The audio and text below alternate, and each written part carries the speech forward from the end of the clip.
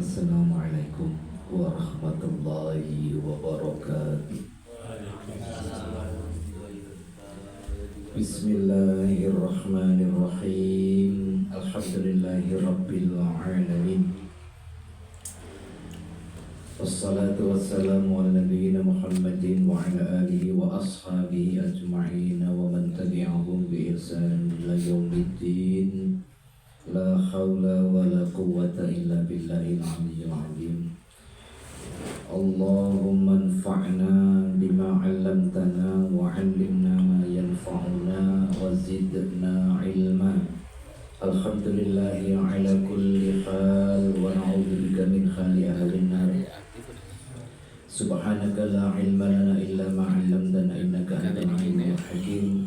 Allahumma inna nas'aluka 'ilman nafi'a wa rizqan thayyiban wa 'amalan mutaqabbala. Allahumma kfina bihalalika 'an haramik wa aghnina bifadlika 'amman siwak. Amma ba'd, hadirin jamaah pengajian Baitul Angga. Namanya enggak ada namanya, Al-Hijrah. Al-Hijrah minal Makkah ilal Madinah. Hadirin para bapak ibu dan ibu sekalian rahimakumullah, mari kita bersyukur kepada Allah Subhanahu wa taala atas segala limpahan rahmat dan nikmatnya kepada kita, lahir batin, nikmat iman Islam. Semoga hadirin semuanya dibimbing oleh Allah untuk menjadi hamba-hambanya yang pandai bersyukur atas segala nikmat yang diberikan kepada kita. Dan juga didoakan keluarga kita ini, anak ataupun istri, jadikanlah anak istri kita, keluarga kita sebagai hamba-Mu yang pandai bersyukur atas nikmat Allah. Dibimbing menjadi hamba Allah yang pandai berzikir, menjadi hamba Allah yang paling bagus dalam beribadahnya. Salawat dan salam semoga senantiasa tercurahkan kepada uswatun hasanah kita, beliau Nabi Muhammad sallallahu alaihi wasallam, serta seluruh keluarga beliau, seluruh sahabatnya dan para pengikutnya hingga hari kiamat kelak. Hadirin rahimakumullah, sebagai pengantar pendahuluan, terus terang saya pengajian 2 minggu yang lalu saya sudah lupa. Kira-kira jenengan apa yang sama dengan saya? Insya Allah sama. Mesti gitu lah. Kita itu kalau ngaji seminggu saja itu sudah sering lupa. Ya oh gitu, tapi apa ya kemarin itu? Lupa. Dan saya kalau banyak pengajian itu mesti tanya dulu, kemarin tuh ngaji apa? Jangan diulang lagi. Mudah-mudahan seingat saya. Ada yang ingat tak? Ingat tak yang kemarin itu yang saya bicara apa? Pak ini. Allah alam bisawab ya. Sawaun. Sampai saya ngaji di mana kemarin di gedok itu di musola itu nyatet Pak. Ada sing tukang nyatet minimal judulnya tok gitu. Judulnya selama ayat atau hadis tentang apa gitu. Supaya saya tidak baleni maksud saya gitu loh. Kalau dibaleni jenengan barang ini, oh udah minggu ini lupa. Pas ditanya lupa. Ya itulah kita. Ini guyon walaupun temenan gitu ya. Baik, seingat saya ngaji tentang, kalau tidak salah ini, idza aradallahu bi ahlil baiti khairan, gitu. Jika Allah menghendaki kebaikan dalam suatu rumah. Tidak ya Pak? Saya nggak masuk kemarin. Yes, ini peserta baru ya. Ini syukuran kita malam ini. Gitu. Saya ingin memberikan apa ini ya, penekanan ciri untuk jamaah kita ini, yaitu tentang amal yang mudah saja itu. Begini, hadisnya riwayat Ad-Darimi dalam kitab Sunan Ad-Darimi dikatakan begini: Innal baita, sesungguhnya rumah layat tasi'u ala ahlihi, akan dibuat terasa luas bagi anggota keluarga itu. Wa tahduruhul malaikatu, dan dihadiri oleh malaikat membawa rahmat dari sayang Allah. Wa tahjuru wa tahjuruhu asyayatinu, dan akan dijauhi oleh para setan, wa yaksuru khairuhu, dan sangat banyak kebaikan-kebaikan di dalam rumah itu ialah ayyaqra'a fihil Qur'an, yaitu jika di dalam rumah itu dibacakan di dalamnya Al-Qur'an. Kan gampang tuh ini Bapak Ibu, gampang untuk diamalkan. Ini kan teorinya begitu. Jadi kita semuanya berjamaah harus termotivasi. Di rumahku ini sudah baca Al-Quran tiap hari atau tidak? Ya. Karena ini janjinya Rasulullah, setiap rumah yang dibacakan Al-Quran, kalau saya pesankan saya tambahin minimal pagi dan petang, sore setelah maghrib, setelah sholat subuh dan sholat maghrib, jangan bacakan Al-Quran. Lama, tidak selama-lama saya gitu ya, sebentar satu sederhana aja, jenengan 5 menit atau berapa menit begitu baca Al-Quran. Ada minimal akan diruaskan rumah itu dalam perasaan penghuninya. Yang kedua dihadiri oleh malaikat yang warahmat. Yang ketiga dijauhi setan. Jadi setan itu jauh, tidak perlu jenengan pasang apa tumbal-tumbal, tidak perlu. Menyan-menyan tidak perlu. Bacakan Quran. Surat apa Pak? Pokoknya Quran dulu gitu ya. Yang penting Quran dulu. Dan yang keempat wa yaksuru khairuhu. Di dalam rumah itu akan banyak kebaikan-kebaikannya. Jadi kuncinya itu jenengan membiasakan membaca Al-Quran. Apalagi kalau seperti hadis yang lain itu ini. Sesungguhnya kaum yang berkumpul fi baitin min buyutillah, di satu rumah dari rumah-rumah Allah, kemudian wa yatlunal fihil kitab wa yatadarasunahu, di dalamnya itu kemudian dibacakan kitab Al-Quran dan dipelajari, maka akan diturunkan Allah illa nazalat alaihimus sakinah, diturunkan ketenangan wa ghasyiyatuhumur rahmah, dicurahkan kasih sayang Allah, wa hafathumul malaikah, akan dinaungi oleh sayap-sayap malaikat, wa dzakarallahu fiman indahu, dan yang orang yang peserta baca Al-Quran ataupun mendengarkan, memahami Al-Quran atau mempelajari Al-Quran itu akan disebut-sebut oleh Allah di sisi makhluknya, yaitu para malaikat yang mulia. Ini keutamaan kalau jenengan dengan ikhlas membaca Al-Quran ataupun mempelajari Al-Quran. Jadi ingin saya katakan begini Bapak Ibu, ibunya ada ini. Ingin saya katakan begini, kita berkumpul itu tidak semata-mata karena cari ilmu, tapi ingin saya itu amalnya itu, prakteknya itu, motivasi kita berkumpul ini nanti diamalkan apa-apa yang bisa jenengan amalkan. Kalau membaca Al-Quran di rumah saja kita tidak sanggup, lalu kita baca apa di rumah kita, gitu Pak ya? WA jadi wawasan Al-Quran. Baca WA betah. Kita harus malu depan Allah, betul Pak. Jadi kan nge-scroll apa pun jenenge. Ya lek jenengan pas belajar apa-apa. Di Facebook itu kan ada video-video gitu ya. Kadang-kadang ndak ono artine malah jenengan delok ngono. Guyu-guyu ngono kan? Ndak ada artinya itu, ndak ada. Stres oleh nonton. Ini kan stres. Kalau jenengan cari ilmu ndak apa-apa, alhamdulillah banyak. Terus ilmu-ilmu yang jenengan ambil, jadikan, mohon maaf jamaah, jadikan diri kita lebih baik daripada kemarin. Sholatnya lebih rajin, Qur'annya lebih rajin, zikirnya lebih rajin. Lek panggai mau turutin nafsu, kadang-kadang begini Pak, kita sering ngoreksi orang lain lebih nyaring gini. Ini saya mau tanya ini jujur. Kalau jenengan diantara kalimat-kalimat zikir, kalimat thayyibah itu, kalimat mana yang paling jenengan sering jadikan wiritan atau bacaan kesukaan? Apa Pak misalnya? Sholawat ada. Saya senang itu sholawat ini.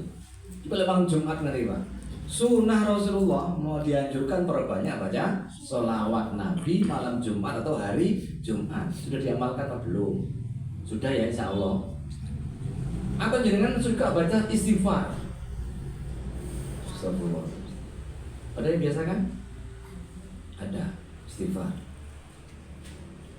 Saya tadi ditanya gini, Ustaz, boleh enggak Abang baca la ilaha illallah setelah sholat? Gimana baca? Tapi lagi nih, afdhalul zikri la ilaha illallah. Seutama-utama kalimat zikir itu adalah la ilaha illallah. Mohon maaf kalau jenengan itu tidak ada kebiasaan membaca la ilaha illallah. Saya khawatir kalimat ini ketelisut. Kalimat la ilaha illallah. Pertanyaan saya gini, kapan kalimat ini kita amalkan, dibaca jadi wiritan? Tolong diberikan waktu, Pak.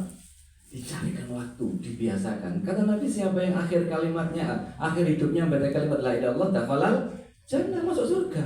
Tapi kita kadang tidak biasa. Kenapa? Tidak dibiasakan. Dan jenengan seringkali baca apa? Monggo dikoreksi masing-masing. Itu kalimat la ilaha illallah. Dikir yang lain mau. Terus kembali pada Al-Quran. Hadirin rahimakumullah. Ini bang pendahuluan, Pak. Baca Al-Quran jadikan ciri khusus jamaah ini. Siap? Siap, okay. Pokoknya walaupun sebentar, 5 menit, 10 menit pagi sama maghrib. Itu rumah panjenengan akan diberikan rasa luas, dihadiri malaikat, dijauhkan setan, dan diturunkan banyak kebaikan-kebaikan. Sebaliknya, ini hadisnya berikutnya, wa innal baita la yadhiqu ala ahlihi. Sungguh rumah itu akan diberikan rasa sempit untuk penghuninya. Wa tahjurul malaikat, dan dijauhi malaikat-malaikat rahmat. Wa tahduruhu syayatin, dan didatangi setan, malah jadikan base campnya setan gitu. Jadi base campnya setan. Wa yaqilu khairuhu, dan sedikit sekali kebaikannya. Kenapa? Karena Allah yaqra'a fihil Quran, sebab di rumah itu tidak dibacakan Al-Quran. Pak Yasin apa saya jenengan jangan takut. Kalau ngomong Yasin malam Jumat mau jenengan ini jangan. Amal Al-Quran pun bagus. Al-Kahfi jangan baca malam Jumat, dari Jumat bagus. Yasin dibaca Jumat bagus. Kan tidak bagus adalah yang tidak membaca. Makanya saya khawatir jangan harus batasi, jangan terlalu banyak, terlalu nyaring kita ini mengoreksi amalannya orang lain. Kita saja Pak, ayo diperbaiki. Jangan yang yakin dengan amal apa, zikir yang mana, baca Al-Quran seperti apa, jenengan biasakan. Itu jadi amal kita masing-masing. So digesamu menghadap Allah Subhanahu wa Ta'ala. Benar. Jadi ini oleh-oleh yang pertama tadi apa? Ngaji malam ini jenengan mulai membulatkan lagi tekadnya, menyemangati lagi untuk mengajak diri kita dan keluarga kita membaca Al-Quran di rumah kita.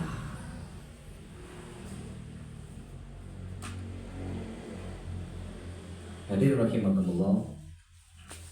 Terus sekarang ngaji. Tadi belum ngaji, dahuluan. Sekarang kita masuk pada materi yang lain, tapi masih berhubungan dengan materi ini. Insya Allah mudah diamalkan. Saya usahakan menyampaikan materi-materi yang mudah diamalkan untuk ada perubahan dari kemarin yang kurang baik menjadi baik, yang kurang semangat menjadi semangat. Itu motivasi saya. Qala Rasulullah SAW, salasun ya Ali la yu'akhkharna. Hadis ini riwayat Imam Ahmad, At-Tirmidzi, Ibnu Majah, bahwa Rasulullah SAW berpesan kepada Ali. Ali itu menantu beliau, sahabatnya. Salasun ya Ali la yu'akhkharna. Ada 3 perkara jangan engkau tunda, jangan engkau undurkan, jangan engkau akhirkan. Yang pertama, as-sholatu idza atat, sholat jika sudah datang waktunya. Yang kedua, wal janazatu idza hadarat, jenazah juga sudah jelas kematiannya. Wal ayyimu idza wajadat kufuan, dan seorang wanita yang belum beristri apabila mendapatkan jodohnya segera dinikahkan. Ini tidak semua saya bahas secara mendalam. Saya mulai dari sholat dulu. Rasulullah berpesan, la yu'akhirna as-sholatu idza atat. Jangan engkau tunda lagi ketika waktu sholat sudah datang. Kira-kira ini ada pelanggaran enggak diri kita ini? Masa sholat saja nih, sholat saja ini. Kita ini kadang undur-undur ini. Ini bukannya sholatnya tidak sah, tapi saya ingin menunjukkan jenengan hormat tidak sama yang merintah sholat. Allah Subhanahu wa Ta'ala. Jenengan diberikan kesempatan. Saya ingatkan, nikmat sehat, nikmat sempat, ono ilmu, ono harta. Ketika sudah waktu sholat datang, seakan-akan kita punya waktu tersendiri, yaitu namanya engko hai se. Se. Kan yo masih boleh diundur. Saya pesankan betul-betul, jangan diundur kecuali ada alasan yang mendesak, ada alasan yang memaksa. Boleh diundur, bahkan sampai ada istilah jamak takhir kan ada, asalkan itu ada alasan yang dibenarkan. Tetapi jika keadaannya normal, adik-adik dibiasakan normal, keadaannya biasa ini, begitu ada adzan zuhur misalnya, segera tunaikan sholat. Ini pesan Rasulullah.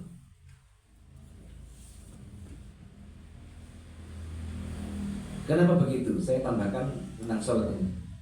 Hadis Rasulullah SAW riwayat muttafaqun alaih Bukhari Muslim. Ketika Rasulullah ditanya oleh Ibnu Mas'ud, ayyul a'mali afdal? Ya Rasulullah, amal-amal apa yang utama? Qala, Rasulullah jawab, as-sholatu ala waqtiha. Sholat pada waktunya, tepat pada waktunya. Lah waktunya sholat itu kan agak panjang Pak. Misalnya ada duhur itu kan misalnya jam 12 sampai jam, katakan jam 3 gitu ya Pak ya. Kan luas waktunya ini. Luas ini waktunya. Jadi ini sholat tepat waktu itu sudah betul. Tetapi utama sekali kalau jenengan as-sholatu fi awali waktiha. Sholat di awal waktu. Diusahakan Pak. Ini kita koreksi Pak. Dimotivasi betul kita ini. Nanti aku sholat awal waktu diusahakan. Oh, alhamdulillah. Nah, sambil dinikmati jajannya jangan terlalu asik mendengarkan nanti stres ya. Jajannya. Ini saya sudah terus terang saya sudah beri contoh tadi. Ini sudah saya doain sah semua. Dinikmati pelan-pelan sambil santai. Jadi dengan nanti ada santapan rohani dapat, santapan jasmani dapat. Bismillahirrahmanirrahim. As-sholatu ala waqtiha. Hadirin, Rasul berpesan di antara amal-amal yang utama itu adalah sholat pada waktunya. Sebagian riwayat mengatakan sholat di awal waktu. Kalau sholat di awal waktu berarti hubungannya dengan tadi, jangan kau akhirkan sholat itu, jangan kau tunda sholat. Amal yang kedua apa? Summa ayyun, kata Ibnu Mas'ud. Qala, Rasulullah menjawab, birrul walidain. Berbuat baik atau berbakti kepada kedua orang tua. Berbakti kepada kedua orang tua. Berbakti itu dengan ucapan bisa, perbuatan bisa. Kita ini semua anak loh, jangan lupa. Saya ini anak, jenengan juga anak pasti. Orang tua kita ada yang masih hidup, ada yang sudah meninggal. Itu semua harus ada tata cara berbuat baik kepada orang tua. Jangan sekali-kali durhaka. Ini luar biasa rusaknya nanti kalau sampai ada seorang anak durhaka berani kepada orang tuanya. Walaupun kata Al-Quran hanya dengan kata-kata fala taqul lahuma uff, janganlah engkau berkata kepada keduanya perkataan uff atau ah. Itu Al-Quran. Kalau uff saja tidak boleh, berarti yang lebih berat daripada itu tentu tidak boleh. Dosanya besar. Di antara dosa besar itu kan durhaka kepada orang tua. Maka kenapa kok sering mati? Ya, tapi kalau seandainya tidak usah saya, tidak sampai bisa. Ada mic lagi? Ada. Nah. Oh iya Pak, baterainya gambar baterai habis. Tapi tidak apa-apa kalau seruangannya saya masih mampu. Ada mic ya Mas? Oh itu Mas. Alhamdulillah.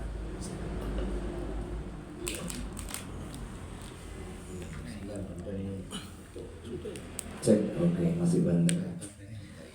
Mohon maaf, saya lanjutkan. Amal utama yang kedua apa? Birrul walidain. Berbuat baik kepada kedua orang tua. Summa ayyun, lalu apalagi yang ketiga Rasul menyebutkan al jihadu fisabilillah, berjuang, berjihad atau berperang di jalan Allah. Kemarin sudah saya uraikan tentang jihad ya Pak ya. Jihad secara fisik. Kok podo masih Mas? Gambar baterai kosong. Coba dulu ya.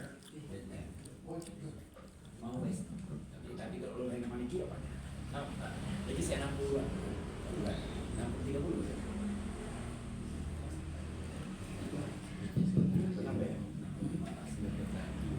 Ya kalau terpaksa nggak apa-apa, kita pakai suara saya, insya Allah masih cukup satu ruangan.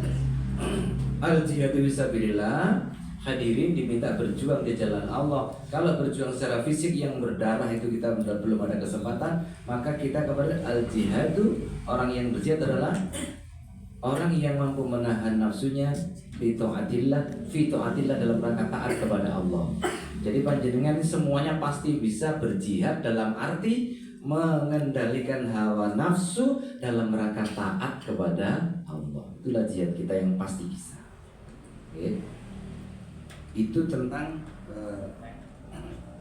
tidak apa-apa, minta anggapannya ada.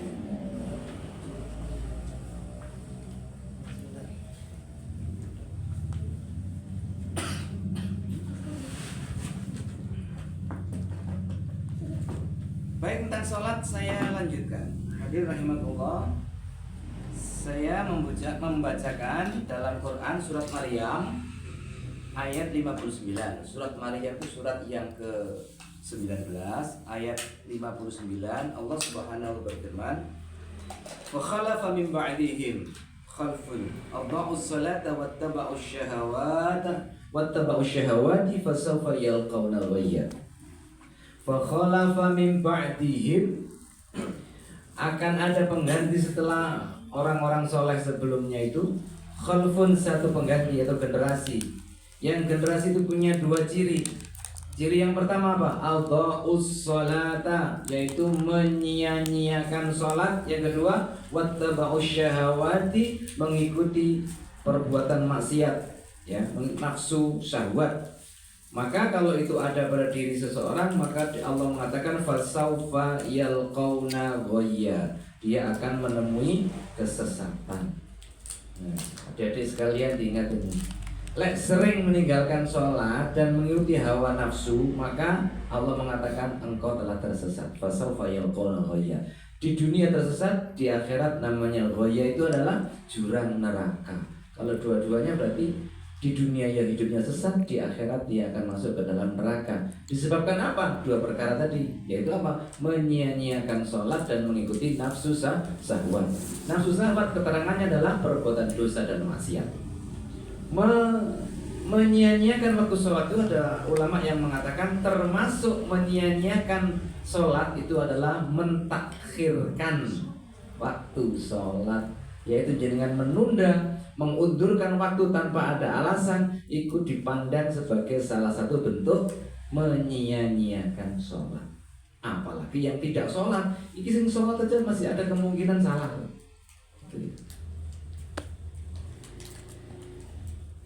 Surat Maryam ayat 59. Jadi mari kita jaga diri kita dan keluarga kita, ya, dari kesesatan ini, yaitu dengan apa? Menjaga sholat. Termasuk juga menyia-nyiakan sholat itu dalam malas menjalankan sholat. Allah mengingatkan kita di dalam Al-Quran surat An-Nisa ayat 142. Allah berfirman, innal munafiqina yukhati'una Allah wa huwa khati'uhum. Sesungguhnya orang-orang munafik itu menipu Allah, wa huwa khati'uhum, dan Allah balas menipu mereka. Apa di antara cirinya orang munafik? Idza qamu ila sholati qamu kusala. Jika mereka menegakkan sholat atau menjalankan sholat itu, mereka itu qamu kusala, mereka malas dan berat melakukannya. Saya khawatir terkena diri kita loh. Oh, ini malas-malas sholat, cirinya pada karo orang munafik gitu. Cirinya. Tapi kita insya Allah tidak munafik. Tapi ya ono tanda-tandanya gitu, ibarat baju dan noda-nodanya.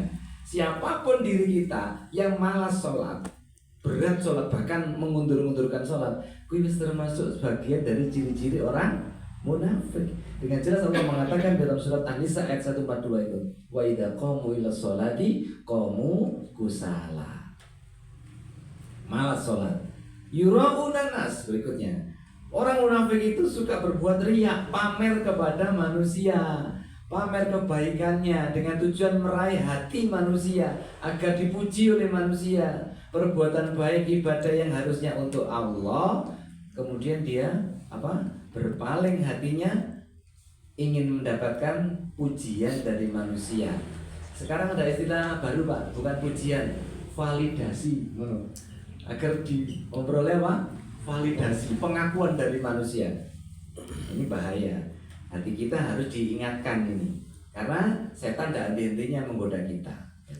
Setiap kita pasti ada gangguan seperti itu. Tapi kalau sudah ngaji diingatkan, wong sholat jangan yura'unan nas, jojok sampai ingin dipuji oleh manusia.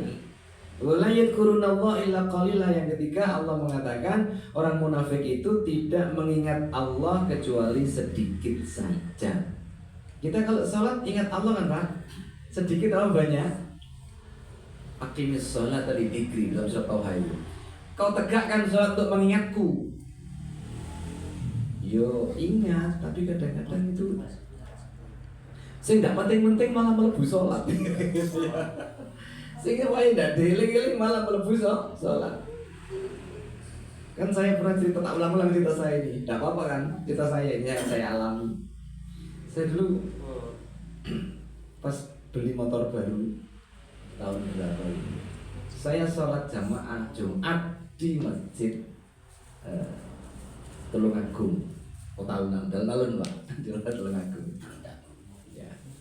Setelah parkir, saya ambil kopiah, masuk masjid. Saya karena masih agak kosong, saya kedopan jual gitu ke depan. Setelah itu banyak orang. Ketika itu saya sholat tahiyatul masjid, orang sudah banyak. Ketika pada rakaat terakhir itu, saya sholat tahiyatul masjid, sami Allahu liman hamidah. Nah, tangan saya itu kena saku. Kok gak ono kontakku? Kok gak ono kontakku? Waduh, kayak lagi ngebut aku sholatnya Pak. Terus salam muncul sholat. Terus sholat iring kendaraan. Ternyata ya itu hati-hati. Kalau yang punya motor setelah buka jok, ini biasanya sering lupa.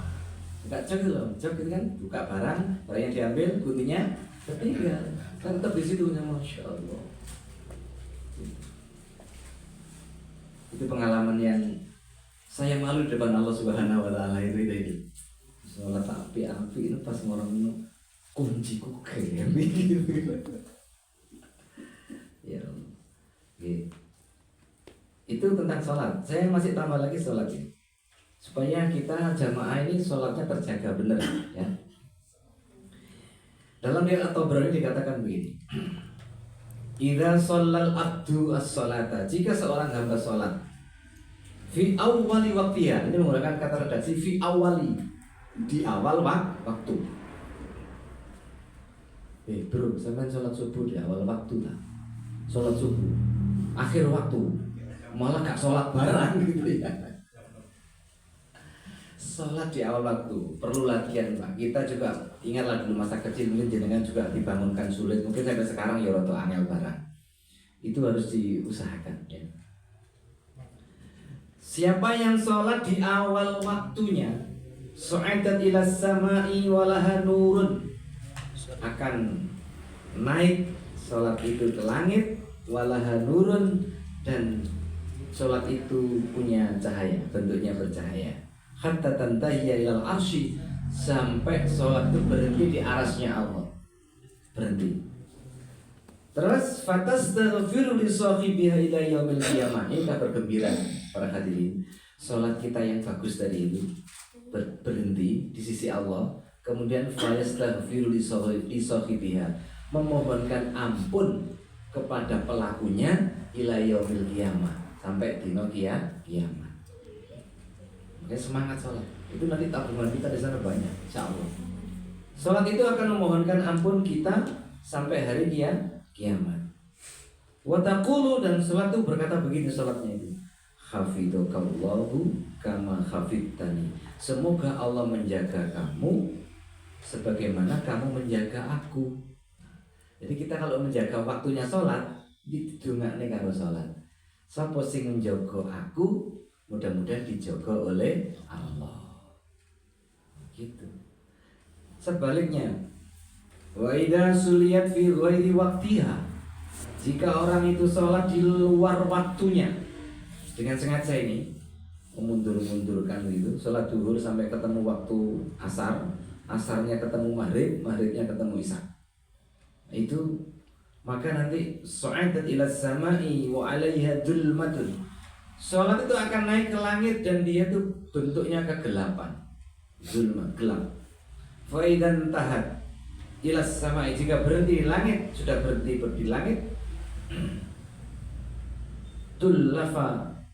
tullafu kama tullafu as-saubul khuliqa.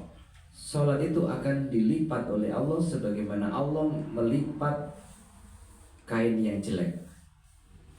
Wa yudribu biha wajhu sahibiha, kemudian akan memukulkan dengan salat itu wajah pelakunya. Jadi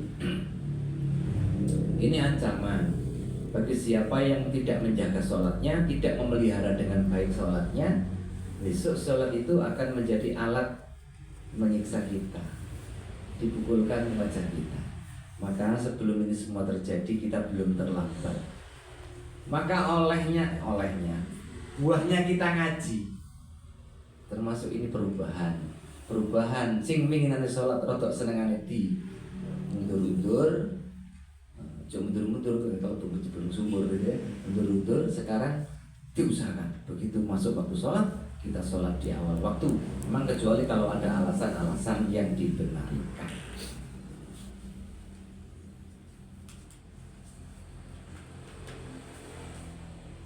Betul. Itu tentang sholat tadi, perkara yang jangan ditunda-tunda. Yang kedua, masuk yang kedua.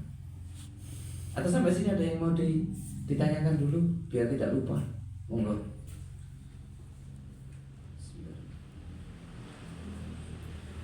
Mas N tanya apa? Sing angel pisan, kok tak gampang jawab, aku ndak iso ngomong. Saya angel nggak bisa, mudah-mudah aja ya. Saya mau tanya ini berkaitan dengan sholat utamanya ini.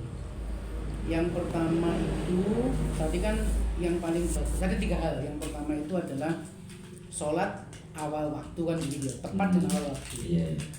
Gini tak, kalau misalkan kita dalam safar misalkan, terus antara kita sholat sendiri karena sudah awal waktu, misalkan adanya di sana misalkan kita naik misalkan ke hutan, kita harus sholat dulu atau kita nunggu teman dengan jamaah. Ya itu ya. Jadi apakah kita sholat sendiri dulu atau kita nunggu teman dengan jamaah. Terus yang kedua, pertanyaannya agar sholat kita ini khusyuk tak? Saya itu pernah mengalami, ya sering mengalami tak.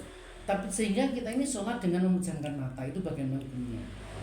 Gitu. Jadi soalnya nggak delok lah opo lah sing depan, kadang tulisannya Partai Demokrat kan kadang-kadang ini paling moco kan begitu. Sampai merem tambah yo mikir sembarang. Ya makanya ini gitu. Itu bagaimana? Terus yang ketiga, ketika kita masuk masjid, terus waktu itu tinggal 3 menit. Antara kan sholat ada tahiyatul masjid, ada sholat qobliyah zuhur misalkan. Iya. Kita dulu yang mana? Ataukah sebenarnya itu sama? Sebenarnya itu pertanyaan saya kurang paham itu.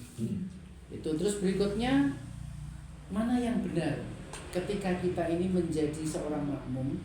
Gitu. Karena kita begini, kita ini harus menjaga sholat kita kan begitu. Tetapi ketika kita ini itu menjadi makmum, terus imamnya ngapunten, kan ada imamnya sing gerak cepat kan ada. Apakah wis kita sudah di makmum sehingga ikut gitu aja atau bagaimana? Karena tadi kan disampaikan jangan sampai sholat kita ini menjadi cambuk nantinya kan begitu. Iya. Nah, yang namanya menjaga dia, besok gak usah yang masjid kono karena memang banter apa gimana. Terima kasih tak ada beberapa pertanyaan tadi. Ya, terima kasih.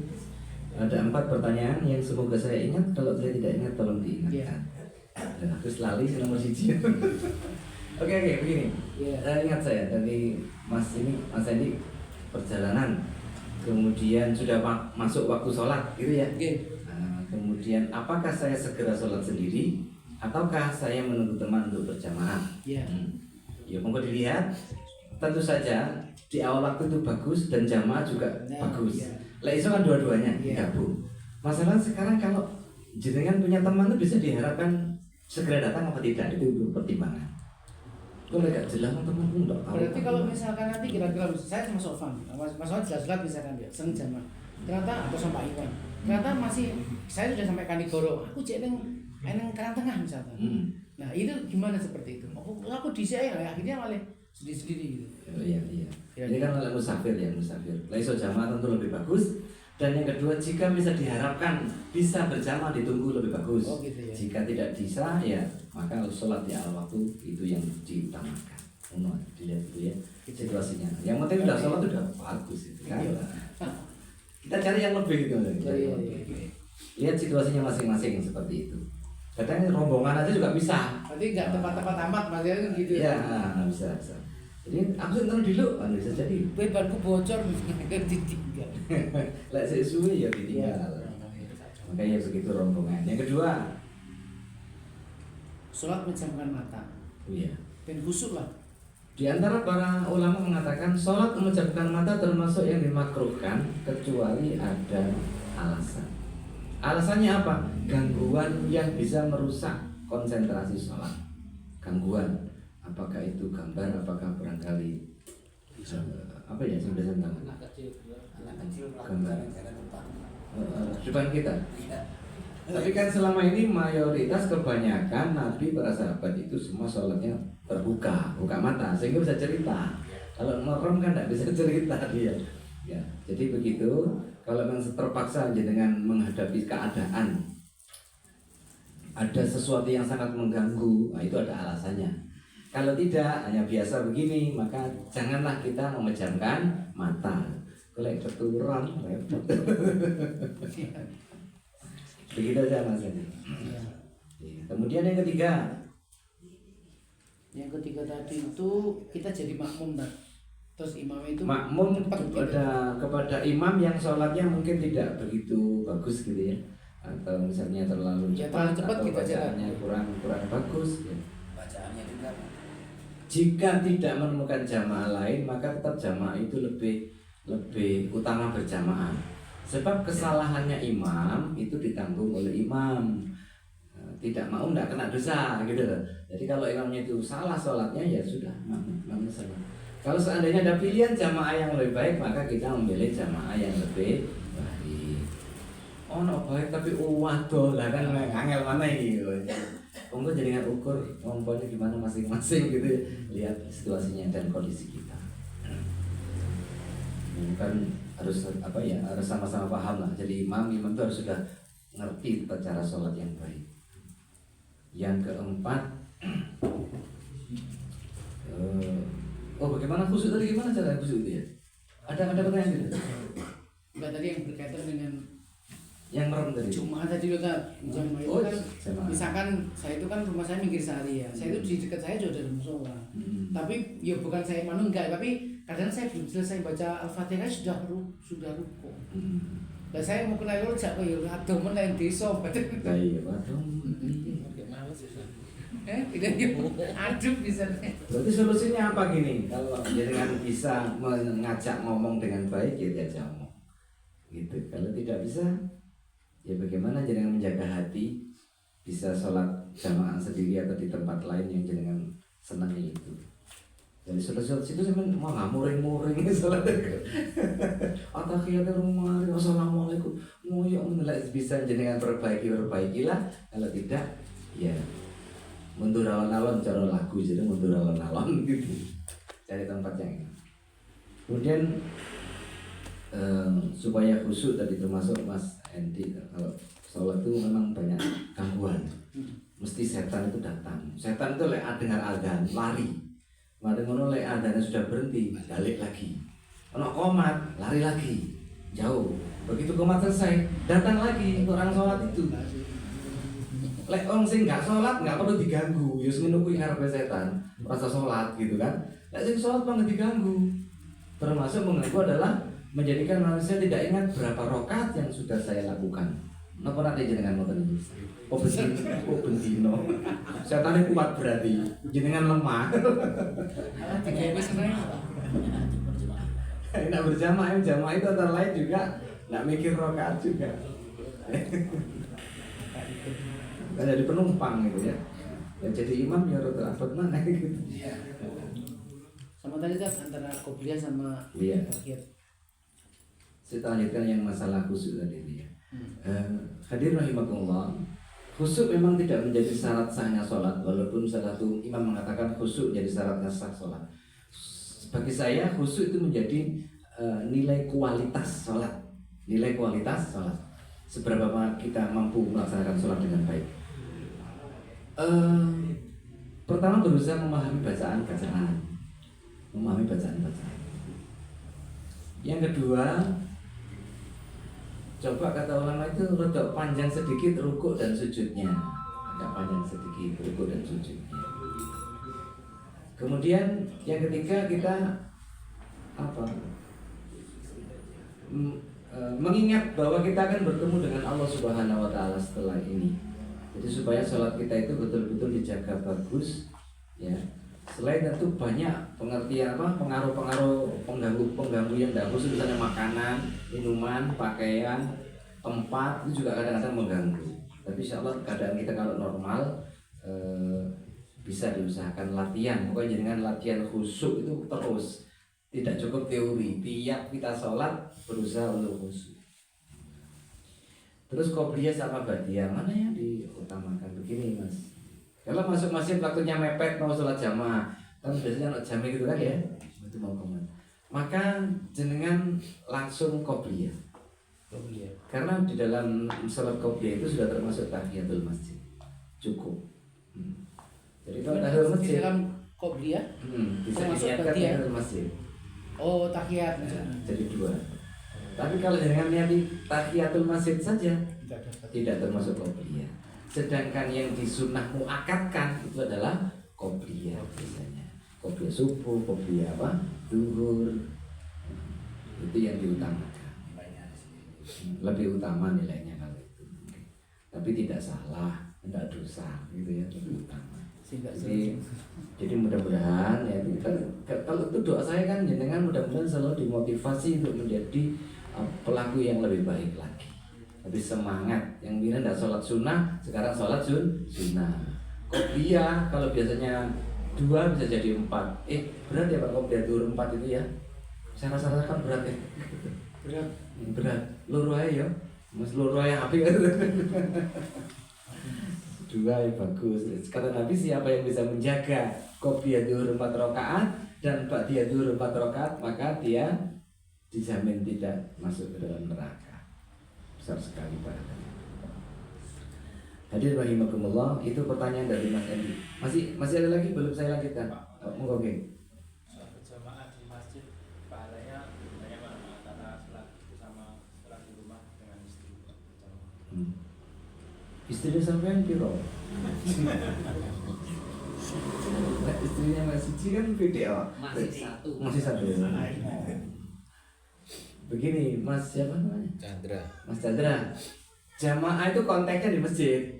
Konteksnya awal di masjid. Nah, maka ada keutamaan jalan ke masjid dipahalai, gitu kan? Menunggu sholat dipahalai, berdoa antara adzan dan iqamah dipahalai. Itu konteksnya konteks jamaah di masjid. Tentu maka pahala 27 itu sebenarnya dipelekkan di jamaah masjid itu. Kalau di rumah itu jenengan mau jamaah itu sudah bagus. Hanya saja jika tidak ada kepentingan apa-apa, ya sebaiknya di masjid. Untuk laki-laki ya, laki-laki utamanya di masjid. Walaupun perempuan tidak dilarang pergi ke masjid. Gitu. Bagaimana kalau saya cuma ini sudah di masjid sudah selesai, saya baru pulang dari pergi makan-makan sama istri, sholat jamaah di rumah, boleh, bagus sholat seperti itu, bagus saja daripada sholat sendiri. Kalau itu dalilnya umum, sholat berdua lebih baik daripada satu, sholat bertiga lebih baik daripada 2. Itu jadinya begitu. Yang jamaah 27 tadi saya tidak berani menerapkan yang sini. Nah, tidak berani. Pokoknya itu ya lu apik jamaah gitu. gitu ya. Lah jenengan tak cocok iki, ya nang masjid aja itu pasti dapat gitu kan.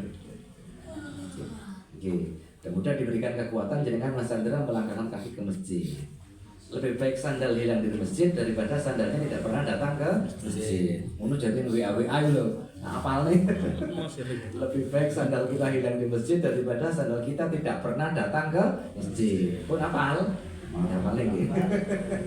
Kok malah mulai sandal lebih api iki mbok gitu. Kalau sholat tahajud di rumah jamaah bagus Mas, dengan istri ya. Tapi wangel lagi menurut pengalamanku pribadi, sholat loro ini wangel. Lek enggak aku ya kuno sing sering. Wis soalnya itu pengalaman saya kalau itu. Wis janji-janji ngono ya kok. Ya mohon maaf biasanya kan Nabi Muhammad itu sholat Aisyah tidur betul kan? Itu kan ada ya? Nabi Muhammad sholat Aisyah tidur. Itu kan begitu ceritanya. Jadi itu lek sing dalu wedok-wedok wae dhewe KO. Aisyah itu tidur. Enggak dipakai dalil itu bagian sarasen sampean gitu ya. Jadi kalau bisa sholat jamaah itu sering saya ceramahkan di manten-manten. Kalau ada suami dan istri sholat malam 2 rakaat saja, itu jangan dicatat sebagai orang-orang yang ahli berpikir. Mau semangat monggo diusahakan. Dan tiap hari seminggu sekali bojone ditangekni. Gitu. Wis sama saya lah. Prakteknya ya. Semoga ini. Tangekne tok. Tangek tok. Ngono balik wae. Sing sampean dhisik ngono wae. Sing sedih lu bab. Wis tak kejadian ngono iki aku ngalami coba wuru iki hafal langsung ya. Pun tentang sholat sudah? Ada. Nih, monggo bilang. Sebagai karyawan kita kan biasa istirahat jam 12. Iya. Nah, sedangkan waktu sholat zuhur Setengah 12. Itu gimana menyikapinya? Nah, karyawan itu terikat dengan akad pekerjaan. Jika tidak dapat izin dari yang memberikan akad, jangan dilanggar dulu. Kan, ya itu keadaan memaksa seperti itu. Jadi dengan tetap sholat jam 12, sehingga tidak menyalahi akad, sholat tetap dapat. Umpamane, ini Mas Angga misalnya direktur ngomongnya, engko kan kabeh ono wis enggak apa. Wah, itu boleh. Apik, pahalanya Mas Angga juga banyak. Dijak mampir langsung aja. Gimana? Dijak makan siang sekalian. Makan siang segala. Oh, nambah-nambah. Ya Pak makan ya. Kok tak kuat bawa pahala. Double. Atau gaji. Ada kok sebagian perusahaan yang begitu ada ya. Jadi kita waktu sholat kemudian di break dulu, kemudian sholat baru kembali. Tapi seandainya tidak ada, maka kewajiban di akad tadi didahulukan. Karena waktu sholat masih ada ruang. Dan mudah-mudahan tidak terjadi terus-menerus gitu ya insya Allah. Saya kira begitu. Monggo ya. Gitu. Kira apa? Gitu. Monggo. Ya, kalau kita hidup di kampung desa itu kan yang kebanyakan bapak-bapakan petani. Itu kalau sholat ngasar biasanya kan jam 4. Pernah diadani setengah 4, jam 3 itu nggak ada yang datang. Itu kita menyesuaikan antara kesediaan mereka atau kita lebih mengutamakan waktu mungkin di masjid lain atau gimana. Ini pertanyaannya tidak satu kali ke saya ini Pak. Jadi mungkin ada serengat itu adanya sumure gitu kan ya. Tapi mereka bagus nih ada jamaah gitu ya. Cuma lihat dia dari tepat waktu. Wong sing teko, sing entuk ijenan menengae. Iya. Ya apa ya? Mungkinlah pekerjaan itu seandainya yang bekerja dari para petani itu punya sedikit informasi atau pengetahuan lalu dia bisa memanage waktunya, maka bisa jadi sholatnya di awal waktu. Namun jika tidak bisa, sementara mereka bekerja untuk mencari nafkah itu ya kewajiban, maka jamaah tetap lebih utama walaupun rodok mundur sedikit.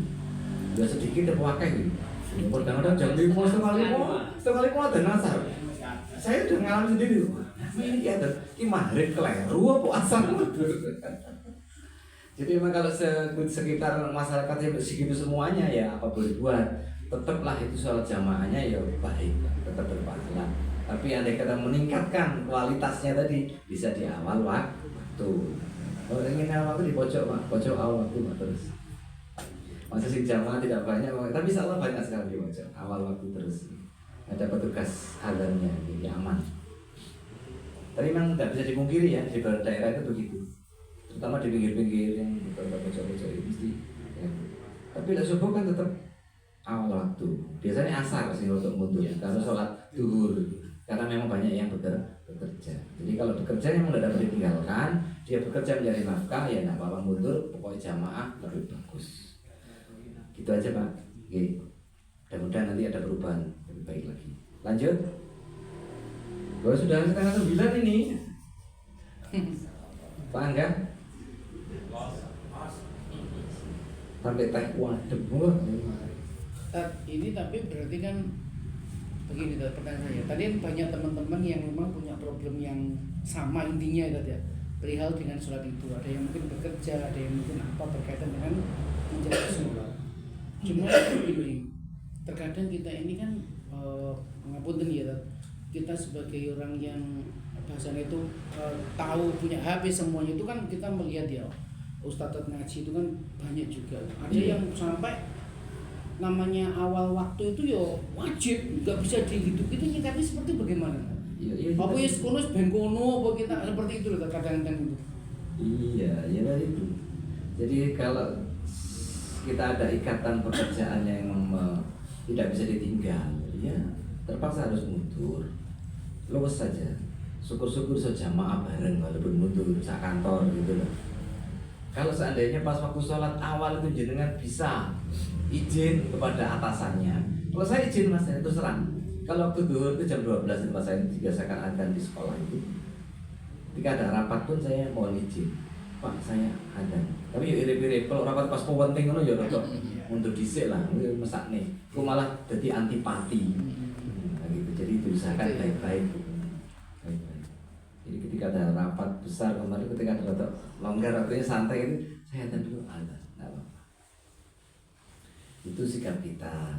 Jadi ini ilmu dasar sudah punya. Tinggal nanti prakteknya mengeterapkannya bagaimana. Udah jadi terus kewaku-kakuan ngono. Wes lek aku nggak cocok gitu. Lah ya makanya kan ada yang mewajibkan harus pokoknya di awal. Tinggal ke kantor mau kerja tinggal dan mana gitu ya. Tamu-tamu tinggal lah yang. Kalau tamu dijak sholat pisan bagus gitu kan, dijak tamu. Nyambung gitu. Mau tanya sekalian masalah sholat. Kalau kita jadi pemimpin rapat gitu ya, karena mungkin nanti kalau kita mungkin terputus gitu kalau pas masalah penting, terus kita ngomong udah nanti kita sholat sendiri, kita undur kira-kira 1 jam kita selesaikan rapat kita, ini boleh nggak? Ya sikonnya bagaimana Pak Edi? Jadi itu betul-betul dipertimbangkan. Jadi kalau jangan pas pegang kendali rapat, umpamanya nanti ini di break itu menjadi kacau atau rusak bagaimana? Ya nanti diundur tadi kita jamaah saja sendiri di luar jamaah masjid misalnya gitu. Itu boleh aja. Tetapi kalau jangan jamin breaknya di awal waktu bisa, ya itu lebih baik. Gitu ya Pak ya. Ini kan pilihannya baik dan lebih baik gitu kan. Nah, walaupun jenengan rotok mundur ya Pak nggak baik, tapi seandainya awal waktu bisa itu lebih baik. Mulai pas ngundang-undang mau wakai adu-adu ngono, bisa orang tuh tak karu-karuan tuh nanti gitu. Ya diusahakanlah monggo dipertimbangkan baik-baik, situasinya dipertimbangkan, sikonnya dipertimbangkan, supaya ya nggak ketok kaya apa ya. Nguku aku gitu. Atau mungkin sebaliknya tak sekarang kalau yang mimpin direktur gitu ya, kita mau Izin. break juga nggak berani, Nggak berani. terus ya ditanggung direkturnya karena direkturnya memimpin. Lain nengannya ngomong lah. Itu gimana? Dia harus berani izin.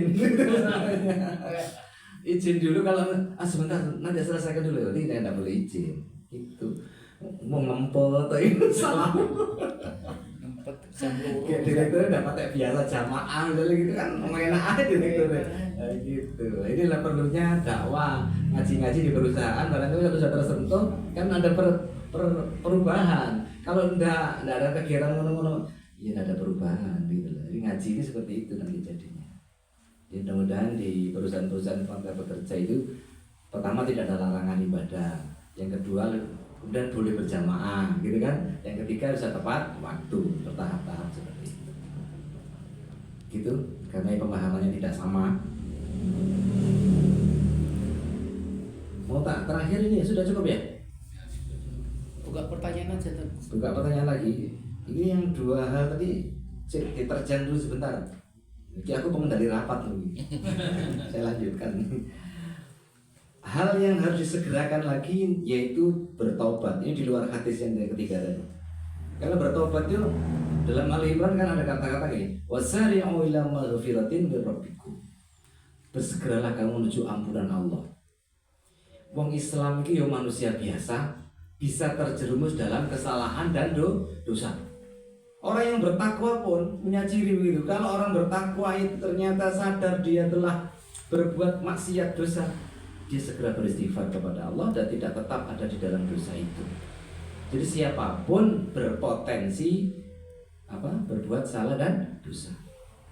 Pada hadis ini riwayat At-Tirmidzi dikatakan, ma min rajulin yudhnibu, tidak ada seseorang laki-laki yang berbuat dosa dan dengan satu dosa atau suatu dosa, summa yaqumu fayatatahharu, kemudian dia berdiri dan bersuci, summa yusalli, lalu dia salat, summa yastaghfirullah, lalu dia minta ampun kepada Allah, illa ghafarallahu lahu, pastilah Allah akan mengampuni orang tersebut. Ini hadis At-Tirmidzi dijadikan salah satu dasar tentang sholat taubat. Sholat taubat. Jadi kalau orang sadar telah berbuat dosa maksiat, terus ingat lalu segera ambil wudhu, sholat 2 rakaat, lalu istighfar kepada Allah, maka diampuni dosa-dosanya. Kecuali dosa kepada manusia yang terzalimi haknya, itu harus diselesaikan dulu.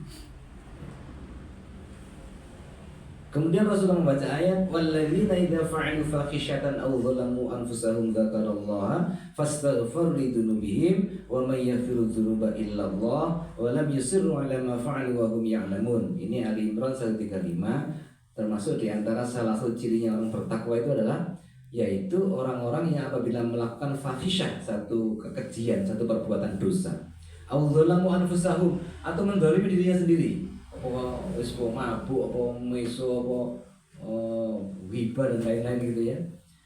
Zakarallah, lalu dia ingat kepada Allah, fastaghfaru lidzunubihim, lalu dia memohon ampun kepada Allah. Wa may yaghfiru dzunuba illallah, siapakah yang bisa mengampuni dosa kecuali Allah. Itu dibuka peluang oleh Allah Subhanahu wa taala bagi orang-orang yang telah tersadarkan. Walam yusirru, dan dia tidak berkekalan, tidak terus-menerus berada di situ, ala ma fa'alu, terhadap apa yang dia kerjakan, wa hum ya'lamun, sementara dia mengetahui.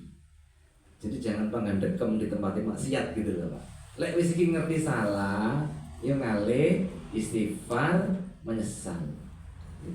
Lek balik meneh, Pak, yo iku urusannya dhewe-dhewe, balik meneh. Allah enggak tahu mengampun apa tidak. Tapi prinsipnya bahwa kita kalau sudah berbuat dosa salah, segera ingat kepada Allah. Kalau perlu sholat taubat, wudhu, sholat 2 rakaat, siang boleh, malam boleh, terus segera minta ampun kepada Allah. Gitu, maka diampun oleh Allah Subhanahu wa taala. Di orang mukmin itu gitu prinsipnya, tidak lepas dari salah dan dosa. Cuma elek wis ngerti kuwi salah, walam yusirru wala ma fa'alu, tidak terus menerus di situ. Wahum ya'lamun, dan dia mengerti. Insyaallah jenengan sudah mengerti apa dosanya. Aku menyesal. Ini aku diceritani tenanan nih, seseorang ini telah membunuh orang. Saya kenal orangnya, telah membunuh orang. Terus dia itu kan tidak mau dihukum dengan hukum kisah gitu kan dia. Terus dia itu betul-betul menyesal. Dengan apa dia menyesalnya? Setelah istighfar, sholat malamnya terus menerus, dia itu infaknya tidak berhenti. Dia khawatir.